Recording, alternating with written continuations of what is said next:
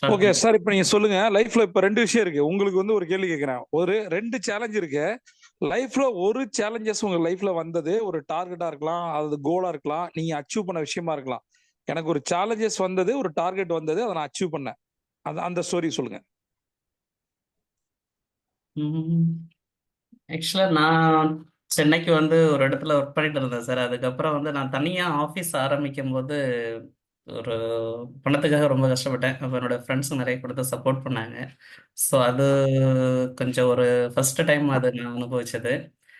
அதுக்கப்புறம் பிஸ்னஸ்ல கொஞ்சம் ஏற்ற இறக்கம் இருக்கவே கொஞ்சம் அமௌண்ட் வாங்கினது. ஸோ அதெல்லாம் அந்த கடன் பிரச்சனைகள்ல கொஞ்சம் அதுதான் சார் சவாலாக இருக்கு. மற்றபடியில் எனக்கு வேற எதுவும் இல்லை. ஸோ இதுதான் சார் என்னோட. Okay then. இது உங்களுக்கு மட்டுமல்ல, எல்லாருக்குமே அது ஒரு இதா இருக்கு. ஆமாம். அதாவது ஆஹ், கடனை அடைப்பது எப்படி அப்படின்றது ஒரு பெரிய ஒரு டாபிக்காவே இருக்கு. இதை வந்து இன்னைக்கு நான் சொல்லித்தர போற விஷயங்களை அப்படியே ஃபாலோ பண்ணும்போது எப்படி வந்து ஓவர் கம் பண்ண போறோம், அதான் நம்ம பார்க்க போறோம். ஆமாம். இது ரொம்ப ரொம்ப ஈஸி சொல்றது. அடுத்தது அதை நம்ம எப்படி பண்ண போறோம் ரியல் டைம்ல அப்படின்றத நம்ம பேச போறோம். ரைட், ஃபர்ஸ்ட் விஷயம், இது ஒரு 5 ஸ்ட்ராட்டஜி நான் சொல்லியிருந்தேன். இது வந்து ஃபர்ஸ்ட் இது வந்து மைண்ட் செட் கேம். முதல்ல நம்ம நம்பணும் நமக்கு முன்னாடி ஒரு சேலஞ்ச் இருக்கு, நமக்கு முன்னாடி ஒரு ப்ராப்ளம் இல்ல, நம்ம முன்னாடி ஒரு சேலஞ்ச் இருக்கு. இது காரணம் இல்லாம நமக்கு வரல, நமக்கு வந்திருக்கு அப்படின்னும் போது நீங்க வந்து ஒரு ஒரு ஸ்பிரிச்சுவலா திங்க் பண்ணாலும் கூட காரணம் இல்லாம இது வரல. மேபி இது கர்மா எது வேணா நீங்க வச்சுக்கலாம், விதி, தலையெழுத்து எது வேணா வச்சுக்கலாம். அதையும் தாண்டி இந்த இடத்துல இது நடக்கணும்ன்றது இருக்கு, நடந்துட்டு இருக்கு. பட் இதை தாண்டி நம்ம அதை ஜெயிப்போம்னு இருக்கு. அதனாலதான் இப்ப நம்ம இந்த ஜூமுக்கே வந்திருக்கோம். யாரெல்லாம் இந்த ஜூமுக்கு வந்திருக்கீங்களோ உங்களுக்கு முன்னாடி என்ன சேலஞ்சஸ் இருக்கோ அது சரியாகும். அப்படி சரியாகிற மாதிரி இருந்தாதான் இந்த ஜூமே வர முடியும். சரியா? எத்தனை பேருக்கு இந்த லிங்க் நம்ம கொடுத்துருப்போம், எத்தனை பேர் வந்திருக்காங்க, என்ன கத்துக்க போறாங்க, என்ன இம்ப்ளிமெண்ட் பண்ண போறாங்க, அதுல என்ன சேலஞ்ச் வருது என்கிட்ட கேட்க போறாங்க. இது வந்து ஒரு இது வந்து ஒரு ஸ்பிரிண்ட் கிடையாது, டக்குன்னு ஒரு 100 மீட்டர் ஓடி முடிக்கிற விஷயம் கிடையாது. நமக்கு முன்னாடி இருக்கிற ஒரு சேலஞ்சு, ஒரு கமிட்மெண்ட் அப்படின்றது ஒரு மாரத்தான் மாதிரி.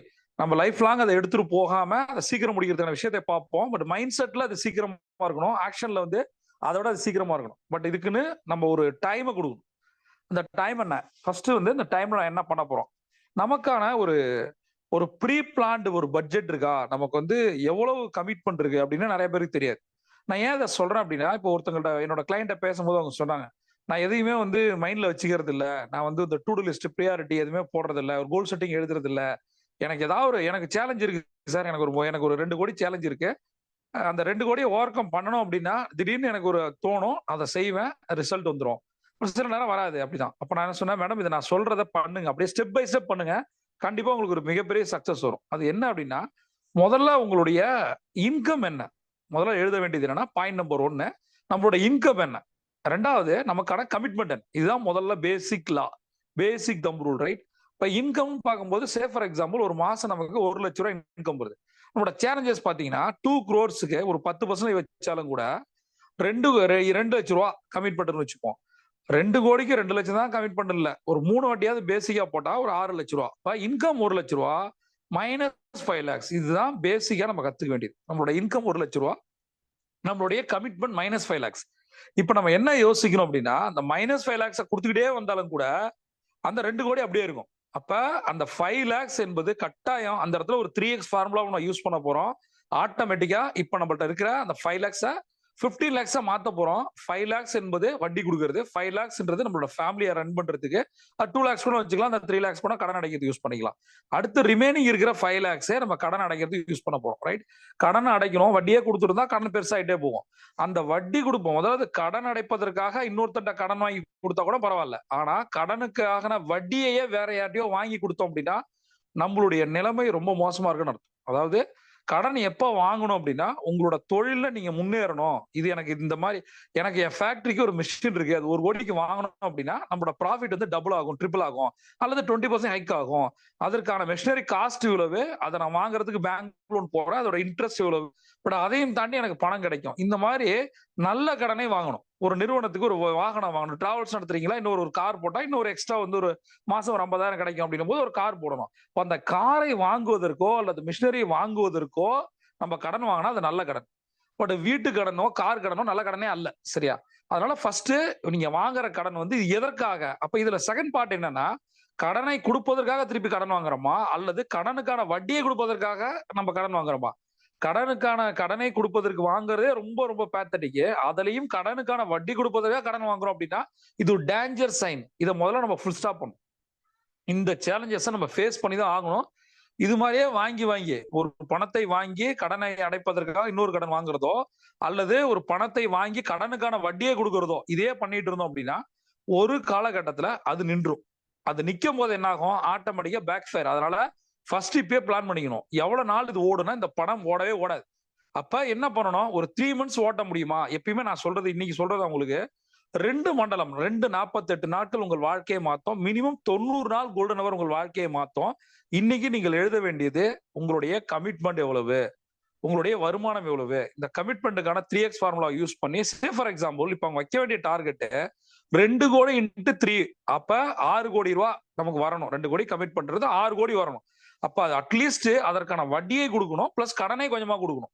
இப்ப வட்டி 6 லட்சம் அப்படின்றதால அட்லீஸ்ட் ஒரு 4 லட்சமாவது நம்ம வந்து கடனை திருப்பி கொடுக்கணும். அப்ப ஒவ்வொரு மாசமும் 4 லட்சத்திற்கான வட்டி கம்மியாயிட்டே போகும்.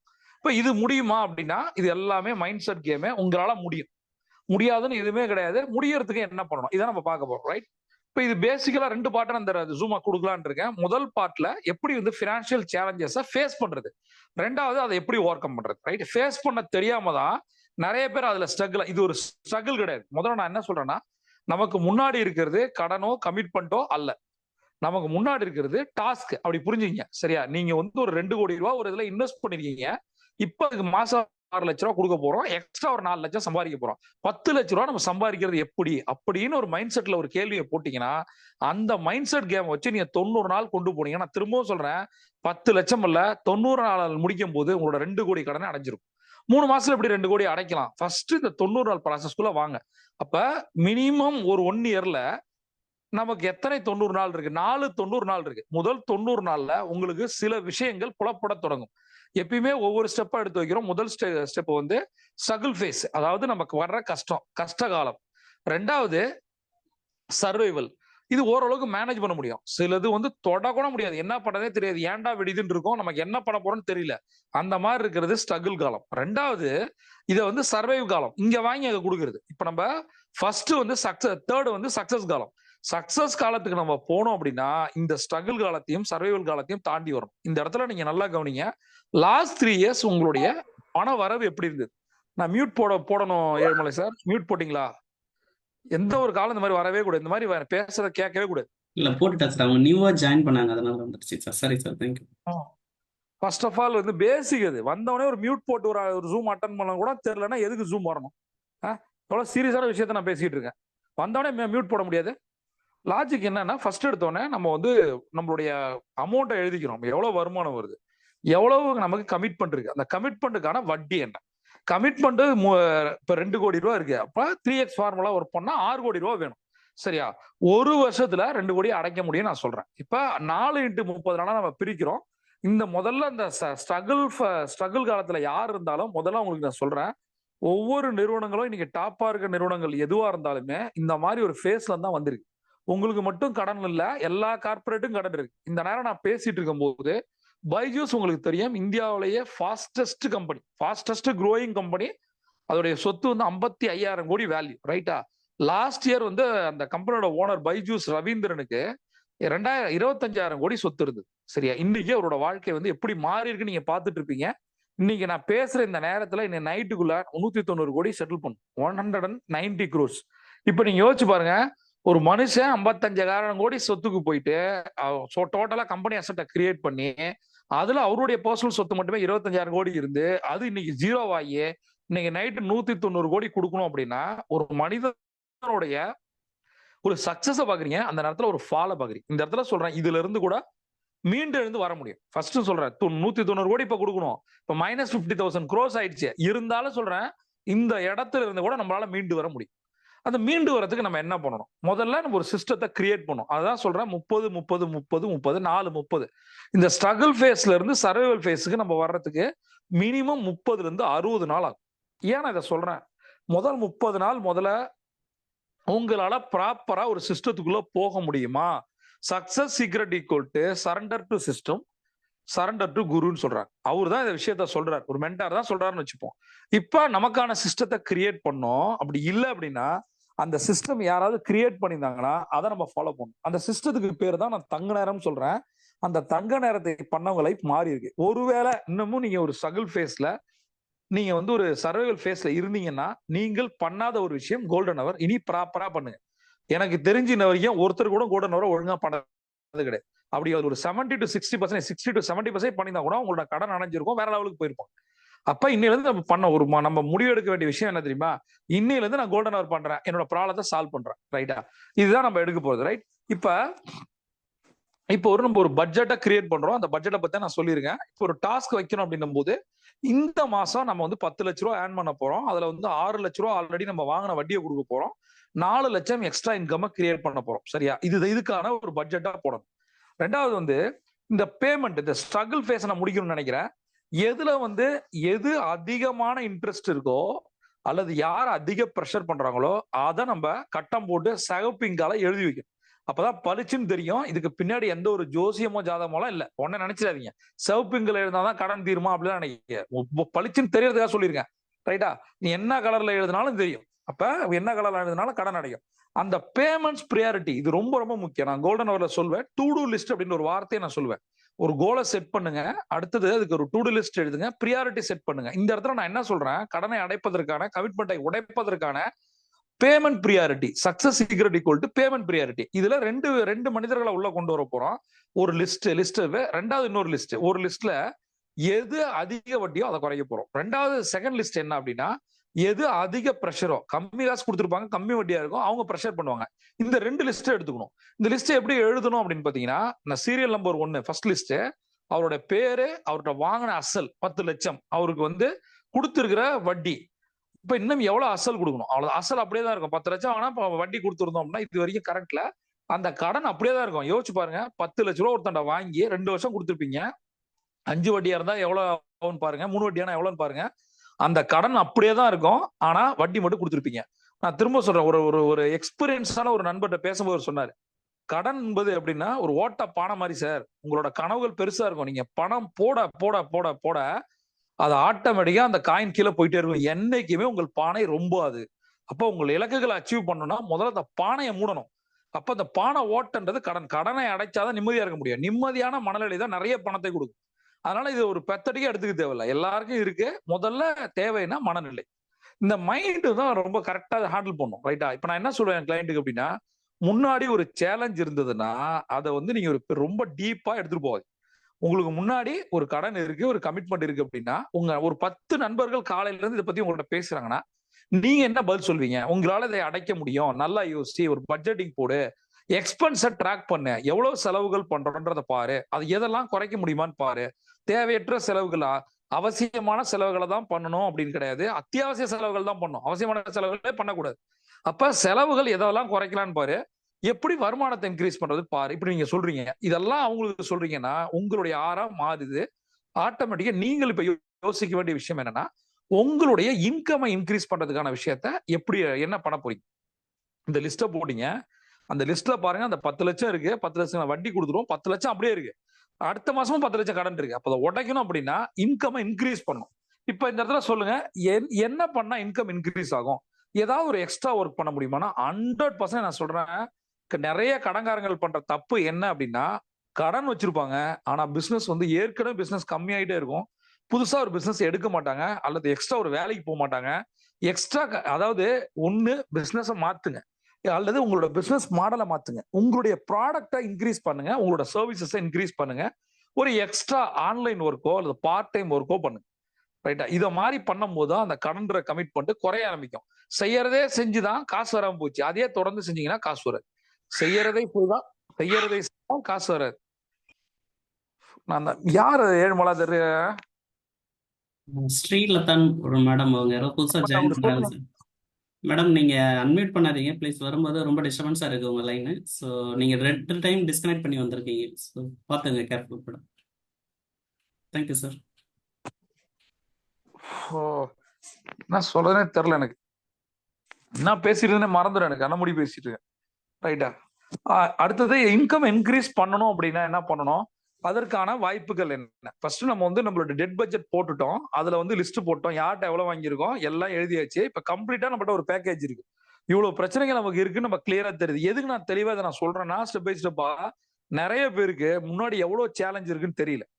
முதல்ல நீங்க ரெண்டு விஷயமா பார்க்கணும். ஒண்ணு வந்து உங்களுடைய பர்சனல் கமிட்மெண்ட் எவ்வளவு இருக்கு. இந்த மாசம் வந்து ஒரு கரண்ட் பில் கட்டுறது, ஒரு வாடகை, இந்த மாதிரி ஒவ்வொரு விஷயம் உங்களுக்கு பர்சனலா இருக்கிறது. அடுத்தது உங்கள் நிறுவனத்துக்கு இருக்கிற பிரச்சனைகள்.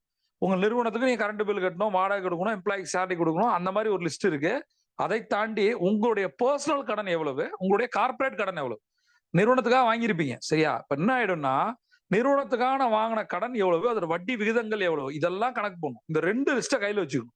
நான் திரும்ப சொல்றேன், நிறைய பேர் அந்த லிஸ்ட்டை போடுறது இல்ல. நம்ம பர்சனல் கடன் எழுதும் போது ஒரு கொஞ்சம் இருக்கும், கார்ப்பரேட் கடன் எழுதும் போது பல கோடிகள் இருக்கும். அதை எழுதி வச்சுக்கிட்டு நான் திரும்ப சொல்றேன், எழுதி வைக்கும் போது success secret equal to data speaks. அவ்வளவுதான்.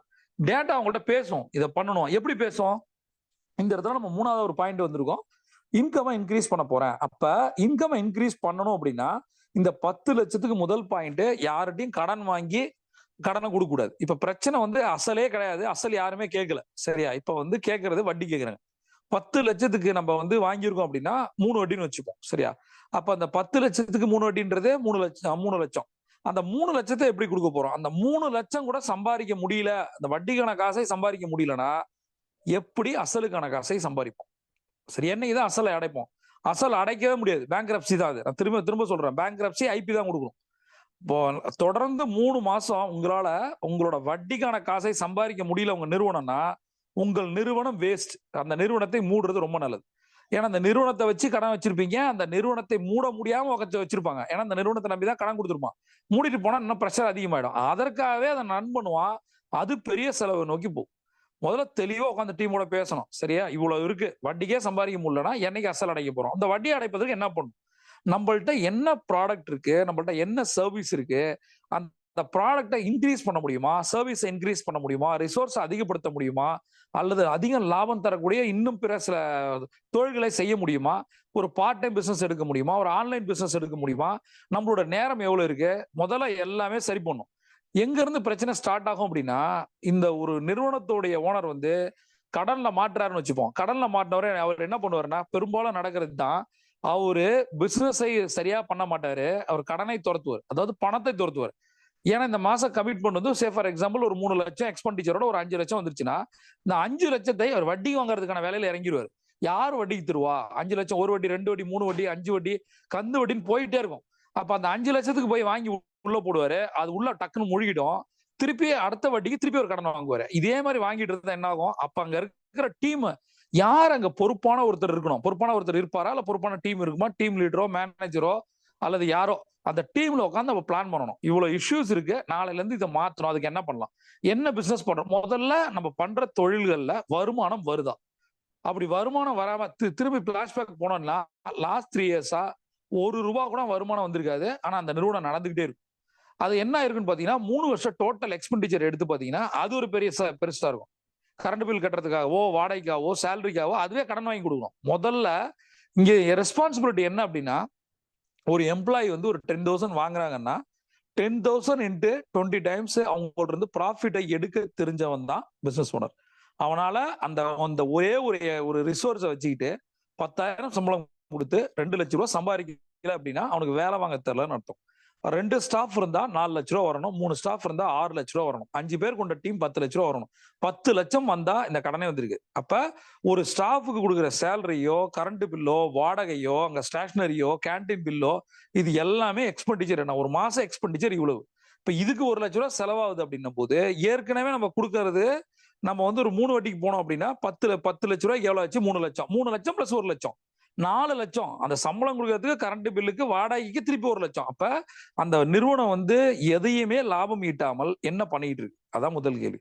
இதெல்லாம் பிசினஸ் ஓனர்ஸ் மேபி அதை பார்ட்னர்ஷிப், ஏன்னா ஒரு நண்பர் ஒருத்தர் கேள்வி கேட்டிருந்தார், பார்ட்னர்ஷிப்ல வந்து நான் ஒர்க் பண்ணிட்டு இருக்கேன், என்னுடைய நண்பர் வந்து எதையுமே தலையிடுறது இல்ல, பணத்தை போட்டாரு, ஆபீஸ் வராரு போறாரு, அங்க நடக்கிறத கவனிக்கல, எல்லா வேலையும் நான் தான் செய்யறேன், சேல்ஸ்ல இருந்து மார்க்கெட்டிங்ல இருந்து நான் தான் பண்றேன் சார், பிசினஸ் கொண்டு வரேன் சார், நீங்க அட்மினிஸ்ட்ரேஷனையாவது பாருங்க சார், எக்ஸ்பென்சஸ் பாருங்க சார், நான் சொல்றேன், அவர் கேட்க மாட்டாரு அப்படின்னு கேட்கிறாரு. நான் என்ன சொன்னேன், கேட்கல, ஒண்ணு இந்த பார்ட்னர்ஷிப்ல ஒரு 6 மாசத்துல பணத்தை கொடுத்தா நீ வெளில போயிட்டு சொல்லு, இதான் லாஜிக். ஏன்னா இந்த பார்ட்னர்ஷிப்பால எந்த யூஸும் இல்லை, எல்லாமே இந்த பையன் தான் பண்றான். அப்ப எதுக்கு அவர் பணத்தை போட்டு உட்காந்துருக்காரு? அந்த பணத்தை நான் சொன்னேன், வேற யார்ட்டையாவது பணத்தை வாங்கி இவனை கொடுத்து இவனை அனுப்பிச்சிரு, சிங்கிள் ஓனரா மாறிடு. எப்பயுமே சொல்றேன், ஒரு ப்ரொப்ரைட்டர்ஷிப் கம்பெனி வந்து நல்லது, ஆனா பார்ட்னர்ஷிப்பை போறத கூட அவ்வளவு நல்லது இல்லை. அதுக்கு பிரைவேட் லிமிடெடா போயிடு. ஒன் மேன் ஷோவே இருக்கு, ஒன் மேன் பிரைவேட் லிமிடெட் கம்பெனிஸே இருக்கு, சிங்கிள் டைரக்டர் கம்பெனின்னு சொல்லுவாங்க. அதுல உன் பேர்ல மாத்திக்க கம்பெனியை, நீ ஒர்க் பண்ணு, ஆட்டோமேட்டிக்கா ஒரு நல்ல ஸ்டாஃபை தூக்கி அட்மினிஸ்ட்ரேஷனுக்கு போட்டுட்டு இந்த சேல்ஸ் அண்ட் மார்க்கெட்டிங்கை எக்ஸ்ட்ரா பண்ணினா அந்த நண்பருக்கு கொடுத்த காசை யார்ட்டையும் வாங்கியிருக்கோம் இல்லையா, அதை நம்ம கொடுத்துடலாம், கொஞ்சம் எக்ஸ்ட்ரா எஃபோர்ட்டை போடு. இதுதான் நான் சொன்னேன் அவருக்கு. இப்ப ஃபர்ஸ்ட் ஆஃப் ஆல் வந்து இந்த பிசினஸை பத்தியும் இந்த நடக்கிற நிதி அதாவது பினான்ஸ் சரியில்லை அப்படின்னா, அதாவது உள்ள பணம் எவ்வளவு, இன்னும் டவுட், உள்ள பணம் எவ்வளவு வருது எவ்வளவு போகுது அப்படின்ற ஒரு லிஸ்ட் இல்ல, டெய்லி அதான் சொல்றேன் பாருங்க. அப்ப யார் அந்த அந்த நிறுவனத்துல பொறுப்பா இருக்காங்களோ அவங்களுடைய டேபிள்ல இருக்க வேண்டிய விஷயம் என்னன்னா கம்ப்ளீட் லிஸ்ட் இருக்கணும். இதுதான் வந்து இப்போ முதல் விஷயம், சேலரி, கரண்ட் பில்லு, வாடகை, இது வந்து ஆபீஸ்க்கான எக்ஸ்பெண்டிச்சர். ரெண்டாவது நம்ம கிளையண்ட்டுக்கு கொடுக்க வேண்டிய காசு, இதை வரிசையா லிஸ்ட் போடணும். கிளையண்ட்டுக்கு எவ்வளவு கொடுக்கணும், 10 லட்ச ரூபா, அதுக்கு இன்ட்ரெஸ்ட் எவ்வளவு, இதே மாதிரி கொடுக்க வேண்டிய காசை போட்டு எழுதி ஒட்டும் போதுதான் நாம இங்க ஆபீஸ்க்கு காலைல எதுக்கு வந்திருக்கோம், என்ன பண்ணிட்டு போறோம் அப்படின்னு தெரியும். இப்ப வந்து ஒரு ரிசோர்ஸை சரியா வேலை வாங்கணும் அப்படின்னா அந்த ஓனர் கூட சேர்ந்து வேலை செய்யணும், ரைட்? முதல்ல இங்க வந்து ஆக்டிவ் மோட்ல போகணும். இப்ப நான் வந்து ஸ்கிராச்சா ஆரம்பிச்ச கம்பெனி கூட நான் சொல்றேன், எந்த ஒரு கம்பெனியும் நான் திரும்ப சொல்றேன், 1 இயர்ல உங்களுடைய கடனை அடைச்சு உங்களால லாபம் ஈட்டக்கூடிய ஒரு கம்பெனியா மாற்ற முடியும். நம்மளுடைய பினான்சியல் ஒழுங்கினங்களை தவிர்க்கணும், பினான்ஸை கம்ப்ளீட்டா கொலாப்ஸ் ஆறதை நிறுத்தணும். அடுத்த விஷயம் என்ன நம்ம முடிவு பண்ணோம் அப்படின்னா, செயல்கள் சரியா நடக்குதா அப்படின்னு பார்க்கணும். மூணாவது, ஒரு புது பிசினஸ் எடுத்திருக்கோமா அதை ட்ராக் பண்றோமா, business tracking, success secret equal business tracking. Business ட்ராக்கிங்னா என்ன, உங்களுடைய ப்ராடக்ட் எவ்வளவு இருக்கு அதை முதல்ல எழுதிக்கணும். இல்ல சிம்பிள் லாஜிக் நான் சொல்லி தரேன் பாருங்க. இப்போ வந்து 1 கோடி ரூபாய் நீங்க சம்பாதிக்கணும்னு நினைக்கிறீங்க, வேற வழி இல்ல, சம்பாதிச்சு தான் ஆகணும். அந்த 1 கோடிக்கு இப்போ உங்கள்கிட்ட ப்ராடக்ட் எவ்வளவு இருக்குன்னு பாருங்க, என்ன மாதிரி ப்ராடக்ட்ஸ் எல்லாம் இருக்கு, சர்வீசஸ் எல்லாம் இருக்குன்னு பாருங்க. உங்களுடைய ஒரு ப்ராடக்ட் வந்து 1000 ரூபாய் அப்படின்னா எத்தனை ப்ராடக்ட் இன்ட்டு 1 கோடின்னு பாருங்க, எத்தனை ப்ராடக்ட் விற்கணும். ஒரு வருஷத்துக்கு 1 கோடி அப்படின்னா உங்களுக்கு ஒரு மாசத்துக்கு 10 லட்சம் ரூபா, 10 லட்சம் டிவைடட் பை 1000 ரூபாய், அப்ப அத்தனை பொருட்கள் நீங்க வித்துருக்கணும். இந்த தெளிவு இல்லாம நீங்க வந்து பிசினஸ் நாளைக்கு கை வைக்க கூடாது, ரைட்டா? அப்ப உங்களோட ப்ராடக்ட் சர்வீசஸ் என்ன, இந்த ப்ராடக்ட் சர்வீசஸை வச்சுக்கிட்டு என்ன 1 கோடியை வந்து கடனை அடைக்க முடியாது அப்படின்னா உங்களோட ப்ராடக்ட்ல ப்ராப்ளம் இருக்கு. அப்ப நீங்க வந்து எக்ஸ்ட்ரா இன்கம் தரக்கூடிய ஒரு ப்ராடக்ட் சர்வீஸை சூஸ் பண்ணணும். அதுக்கு நிறைய பிரான்ச்சைசி பிசினஸ் இருக்கு, நிறைய பிரான்ச்சைசி பிசினஸ் இருக்கு. முன்னாடி யோசிங்க, அதாவது வெறும் 1000 ரூபாய் இன்வெஸ்ட்மெண்ட்ல 10 லட்சம் சம்பாதிக்கிற பிசினஸ்லாம் இருக்கு, வெறும் 1000 ரூபாய். ஆனா அந்த 1000 ரூபாயை போட்டுட்டு வேலை செய்யாம இருக்கக்கூடாது. அப்ப அதுதான் இந்த இடத்துல நான் சொல்றேன், the word call business tracking. Business ட்ராக்கிங்க போட்டோம், இப்போ ஒரு 1000 ரூபாய் ஒரு அஃபிலியேட் பிசினஸ்ல இன்வெஸ்ட் பண்ணிட்டோம் அப்படின்னா ஆட்டோமேட்டிக்கா என்ன பண்ணணும், அந்த 1000 ரூபாய் எப்படி ஒரு லட்சமா மாறுது, அந்த 1 லட்சம் எப்படி 10 லட்சமா மாறுது அப்படின்ற விஷயத்தை நம்ம வந்து பிளான் பண்ணணும். சரியா? ஃபர்ஸ்ட் இந்த ஒரு 1000 ரூபாய் போட்டோம், காசு வருமா அப்படின்னா 1000 ரூபாய் தான் உங்க ப்ராடக்ட், எத்தனை பேரை சென்றடைய போகுது, எத்தனை பேரை சென்றடைய போகுது 1000 ரூபாய். அப்ப இப்போ உங்களோட ப்ராடக்ட் உடைய காசு கொஞ்சம் அதிகப்படுத்துறோம், 5000 ரூபாய். அடுத்து உங்களோட ப்ராடக்ட் காஸ்ட் அதிகப்படுத்துறோம், எவ்வளவு, 10000 ரூபாய். 1000 ரூபாய், 5000 ரூபாய், 10000 ரூபாய், 3 ப்ராடக்ட் இருந்துச்சு அப்படின்னா 1000 ரூபாய் ப்ராடக்ட் இந்த மாசம் லிஸ்ட் எடுத்து பாருங்க. ஒரு ஒஸ்டான விஷயத்த நீங்க எல்லாரும் பாப்பீங்க. இப்ப நான் சொல்ல போறத உங்களுடைய நிதர்சனம் உங்க மூஞ்சில அடிக்கும்.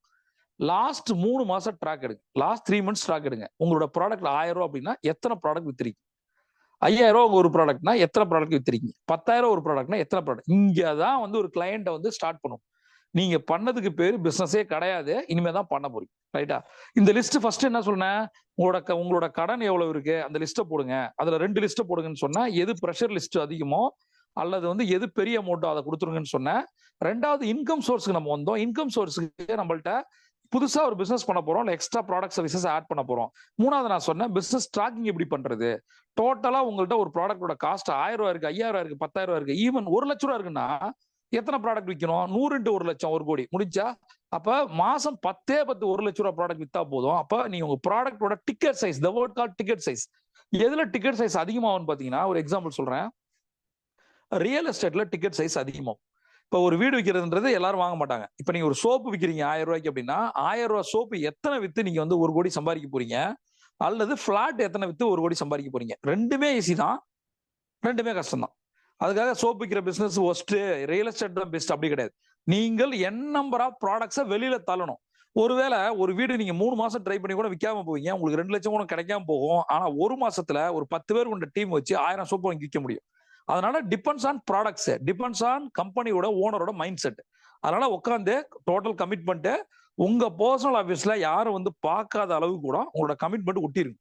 திரும்ப சொல்றேன், இப்போ நம்ம ஃபார் எக்ஸாம்பிள் நமக்கு ஒரு சேலஞ்ச் இருக்கு. இப்போ எதுக்காக இந்த ஜூம் அப்படின்னா, இந்த கம்ப்ளீட்டா ஒரு ஃபினான்ஷியல் ஃப்ரீடம், ஃபினான்ஷியல் சேலஞ்சஸ் இருந்து வெளியில வர்றது எப்படின்னு என் கிளையண்ட்டுக்கு சொல்லி கொடுத்தேன். அவங்களுக்கு 2 கோடி ரூபாய் இஷ்யூ இருக்கு. அவங்க மாசம் 15 லட்சம் கமிட்மெண்ட் இருக்கு. மாசம் 15 லட்சம் கொடுத்தே ஆகணும். அப்ப அந்த 15 லட்சத்துக்கு என்ன பண்ணுனா, சிம்பிளா ஒவ்வொரு நாளும் 50,000 சம்பாரிச்சே ஆகும். இப்ப இந்த இடத்துல நான் சொல்றேன், 50,000 நீங்க சம்பாதிக்கணும் அப்படின்னா, உங்கள்ட்ட 50 இன்டு 1000 ரூபாய் ப்ராடக்ட் இருக்கா? 50 இன்டு 2000 ரூபாய் ப்ராடக்ட் இருக்கா?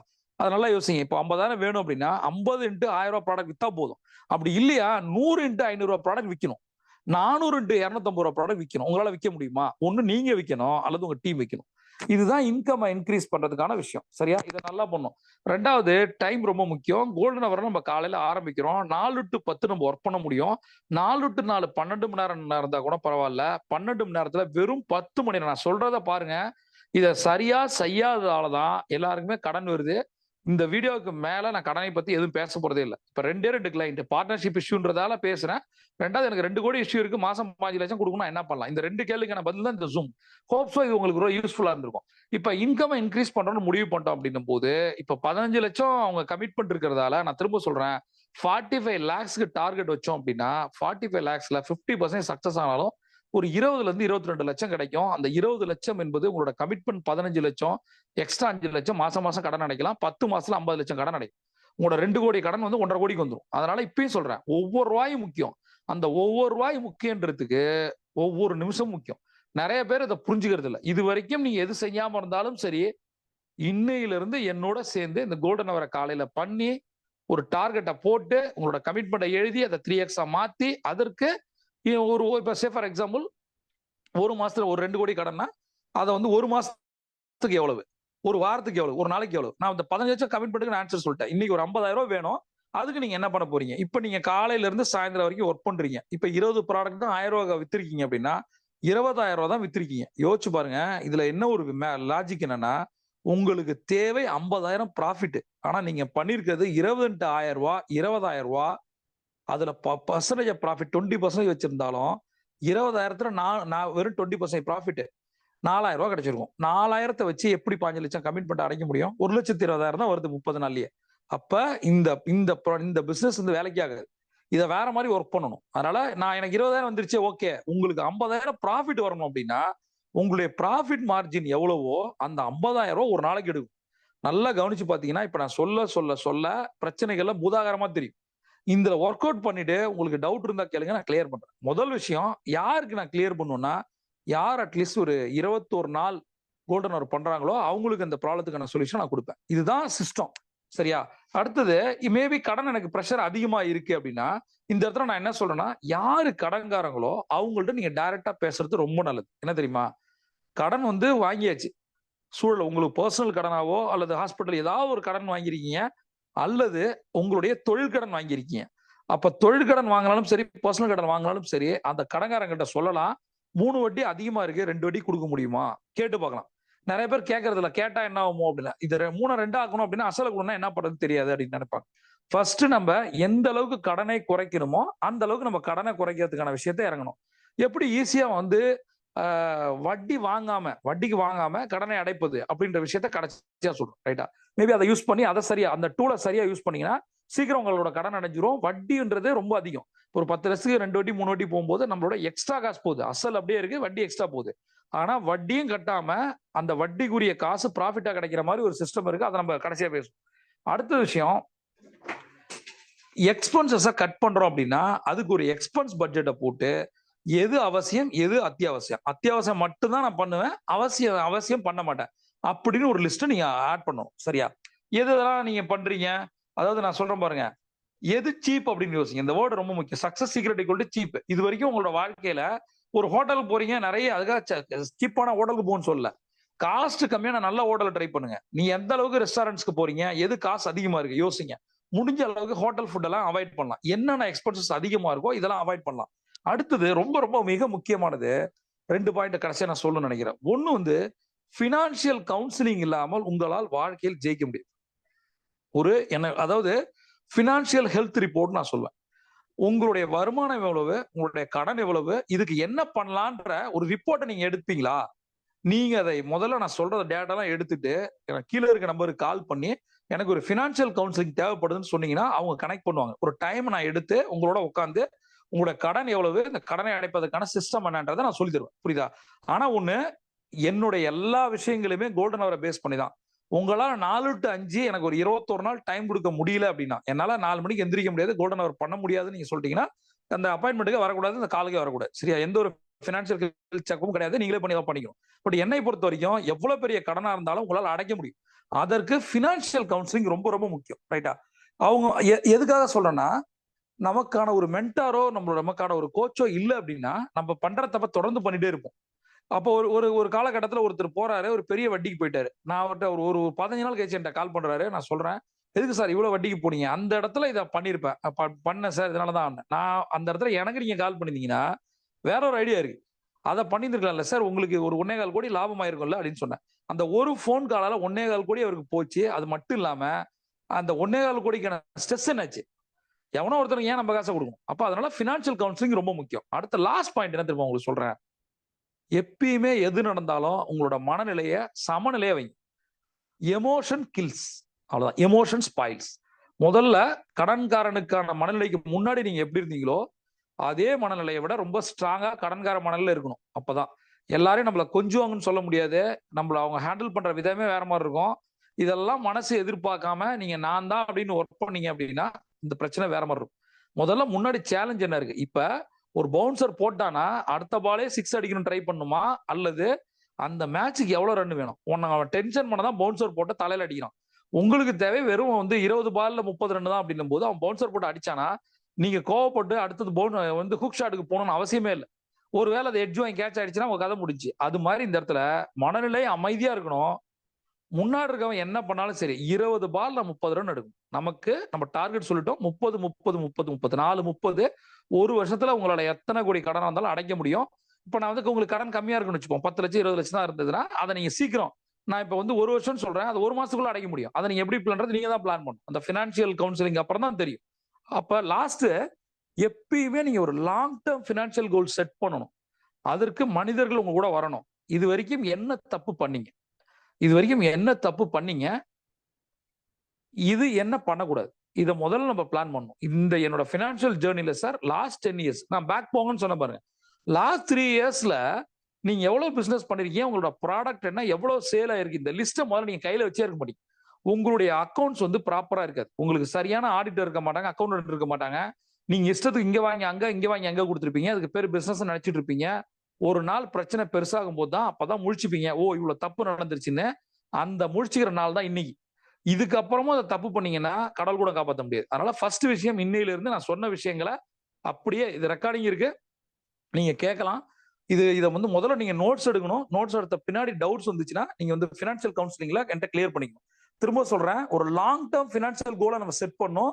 அதற்கேத்த மாதிரி நம்ம மைண்ட் செட்டை கிரியேட் பண்ணும். ஒரு புத்தர் மாதிரி, ஒரு ஞானி மாதிரி நீங்க அடுத்த ஒரு வருஷம் இருந்தீங்கன்னா எவன் என்ன சொன்னாலும் எது நடந்தாலுமே பதட்டப்படாம, ப்ரெஷர் ஆகாம, ரியலிஸ்டிக்கா அமைதியா இருந்து எதற்காக அவர் பேசுறாரு, ஏன் பேசுறாரு, அடுத்து நம்ம இதுக்காக என்ன ரியாக்ஷன் கொடுக்க போறோம், ரியாக்ஷன் கொடுக்க போறோமா, ரெஸ்பாண்ட் பண்ண போறோமா, இந்த சொல்யூஷனை அடைப்பதற்கு இப்ப நான் மேல் சொன்ன எல்லா விஷயங்களையும் நான் பண்ணிட்டேன், பண்ணுவேன். என்னுடைய நோக்கம் என்னுடைய கடனை அடைப்பது, என்னுடைய நோக்கம் ப்ராப்ளத்துல வெளில வருது, என்னோட நோக்கம் சேலஞ்சஸ் ஓவர் கம் பண்றது. இதுதான் இருக்குமே ஒழிஞ்சு யார் என்ன சொன்னாலும் என்னை எதுவும் பாதிக்க போறது இல்லை. என்னுடைய வேலையை நான் பர்ஃபெக்டா பண்ண போறேன். இப்ப என்கிட்ட இருக்க ப்ராடக்ட் சர்வீசஸ் கணக்கு எடுத்து வச்சுக்கிட்டேன். அதை 1 கோடி ரூபாய் சம்பாதிக்கணும், அட்லீஸ்ட் 15 லட்சம் கமிட்மெண்ட்டுக்கு வரணும்னா அதை சேல் பண்றதுக்கு அதிகம் என்ன பண்ண போறேன், இதுதான் நம்ம அடுத்த ஜூம்ல பார்க்க போறோம். அடுத்த ஜூம்ல உங்களுடைய சேல்ஸ் எப்படி இன்க்ரீஸ் பண்றது அப்படின்றத பார்க்க போறோம். ஏன்னா சேல்ஸ் இன்க்ரீஸ் ஆனாதான் உங்களுக்கு ப்ராஃபிட் இன்க்ரீஸ் ஆகும்.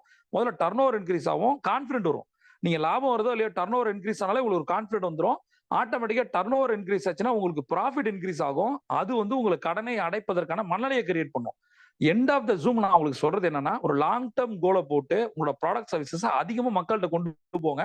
நிறைய டர்ன் ஓவர், நிறைய ப்ராஃபிட் வரும்போது ஆட்டோமேட்டிக்கா உங்களுக்கு கடன் அடையும். அதை விட்டுட்டு திரும்ப மனசை வந்து எப்பயுமே கிவ் அப் பண்ணாதீங்க. உலகத்தில் பார்க்காத பிரச்சனை கிடையாது. திரும்ப கடைசி சொல்லி ஒன்று முடிக்கிறேன் பாருங்க. வீழ்த்த முடியாத எதிரி கிடையாது, தீர்க்க முடியாத பிரச்சனை கிடையாது. இது ஒரு பிரச்சனையே கிடையாது. இந்த பிரச்சனைக்கான சொல்யூஷன் உங்க மண்டையில இருக்கு. அதற்கான ஒரு கைடன்ஸை கொடுத்து ஒரு கேட்டலிஸ்ட் மாதிரி இருக்கிறது தான் குரு. உங்களுடைய குருவையோ மென்டாரையோ கோச்சையோ தொடர்பு கொள்ளுங்க, உங்க ப்ராப்ளத்தை சொல்லுங்க. கண்டிப்பா இந்த பிரபஞ்சம் உங்களை கைவிடாது. நீங்க ஒரு சாம்பியன். சிவன் டாப்.